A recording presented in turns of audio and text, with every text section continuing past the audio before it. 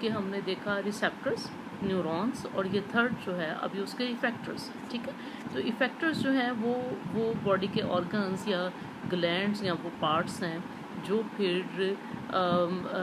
Nervous system से जो यानी कि जो एसोसिएटिव न्यूरॉन के ज़रिए से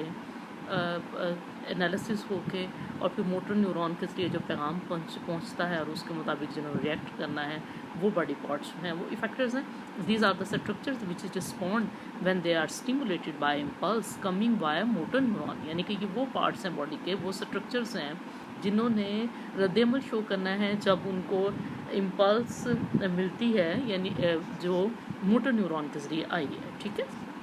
the principal effectors are glands which respond by secreting, यानी कि जो इफेक्टर्स हैं आमतौर पे बड़े रिसेप्टर्स जो हैं मखसूस वो ग्लैंड्स हैं जो रिस्पॉन्ड कर रहे हैं किसकी सूरत में, वो सक्रीट करते हैं, यानी कि अपनी सक्रीशन सक्रीट करते हैं। और या फिर जो हैं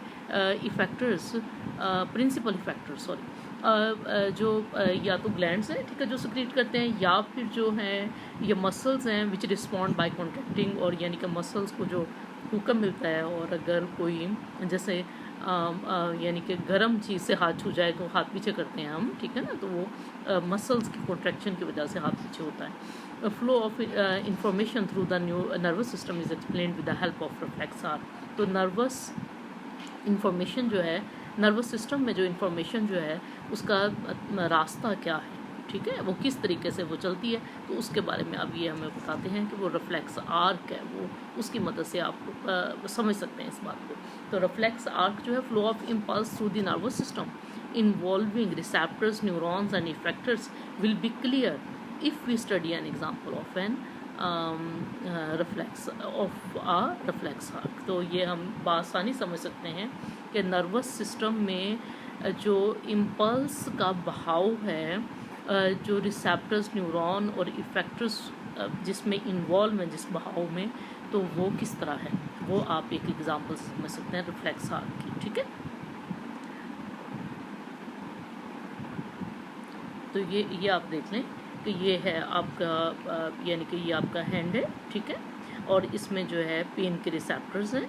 पेन को रिसीव करने वाले, ठीक है। अच्छा, वो जो है कि वो इम्पल्स को लेके जा रहे हैं,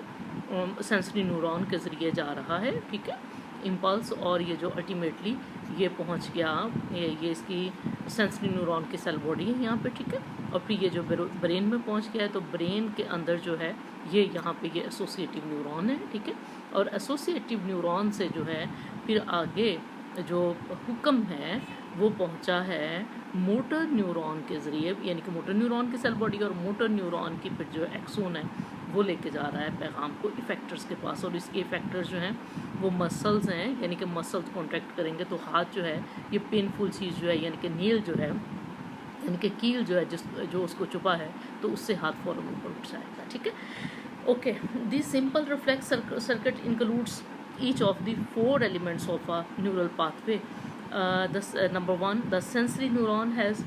pain sensitive ending in the skin, यानी कि स्किन के अंदर जो पेन की सेंसिटिव एंडिंग है वो किस न्यूरॉन की थी, वो सेंसरी न्यूरॉन की थी, ठीक है, and a long fibre leading to the spinal cord, और फिर जो सेंसरी न्यूरॉन का लॉन्ग फाइबर है वो स्पाइनल कॉर्ड तक ले गया पैगाम को, ठीक है। दैट न्यूरॉन स्टिमुलेट, यानी कि जब न्यूरॉन स्टिमुलेट हुआ है तब, यानी कि जब उसे कोई चीज़ चुभी है तब।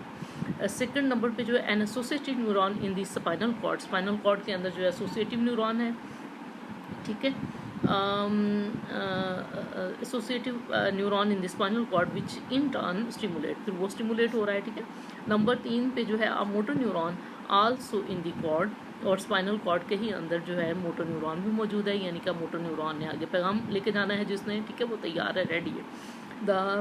Axon of the motor neuron carries action potential, और ये जो लेके जा रहे हैं एक्सोन जो मोटर न्यूरॉन के हैं एक्शन पोटेंशियल को किसके पास, मसल्स के पास, ठीक है, और ये मसल जो है ये फोर्थ कंपोनेंट है इस रिफ्लेक्स आर्क का, causing them to contract and withdraw the body part from the damaging stimulus. तो वो जो जिसने पेन पहुंचाई है, जिस स्टिमुलस ने, जिस तहरीक ने, उससे बॉडी पार्ट को पीछे खींच लेंगे फिर ये मसल्स, ओके, यानी कि ये वाले जो मसल्स हैं ये हमारे हाथ को नेल से ऊपर खींच लेंगे। The sensory neuron also makes a synapse on association. जो सेंसरी न्यूरॉन है ये साइनेप्स बनाता है और किसके साथ एसोसिएशन में, association on association neurons not involve in the reflex that carry signals to the brain informing it of the danger. तो ये जो सेंसरी न्यूरॉन है ये एसोसिएशन बना रहा है और न्यूरॉन्स के साथ जो इस रिफ्लेक्स आर्क में इन्वॉल्व नहीं है डायरेक्टली, ठीक है, बल्कि वो पैगाम पहुंचा रहे हैं ब्रेन के पास, ठीक है ना। तो ये ब्रेन के पास, ताकि ब्रेन को भी पता चल जाए कि कोई ऐसा मसला है, कोई खौफ की बात है, ठीक है ना, इस ख़तरे से आगाह करने के लिए।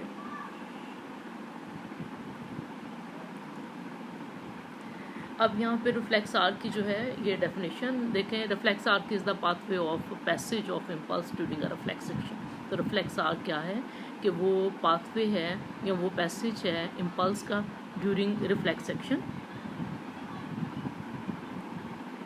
ठीक है। Reflex action is a type of involuntary action. ये इनवॉलुंट्री एक्शन है रिफ्लेक्स एक्शन, यानी कि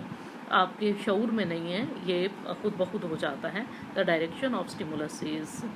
फ्रॉम रिसेप्टर टू, और जो डायरेक्शन है स्टिमुलस की वो आपको पता है कि रिसेप्टर्स जिन्होंने रिसीव किया सेंसरी न्यूरॉन के ज़रिए एसोसिएटिव न्यूरॉन के पास भेजा, स्पाइनल कॉर्ड में है, ठीक है। और उसके बाद जो है फिर वो स्पाइनल कॉर्ड यानी कि एसोसिएटिव न्यूरॉन से वो मोटर न्यूरॉन के ज़रिए जो है इफेक्टर्स तक लेके गया पैगाम को, यानी कि जो उसके मसल्स हैं। ओके।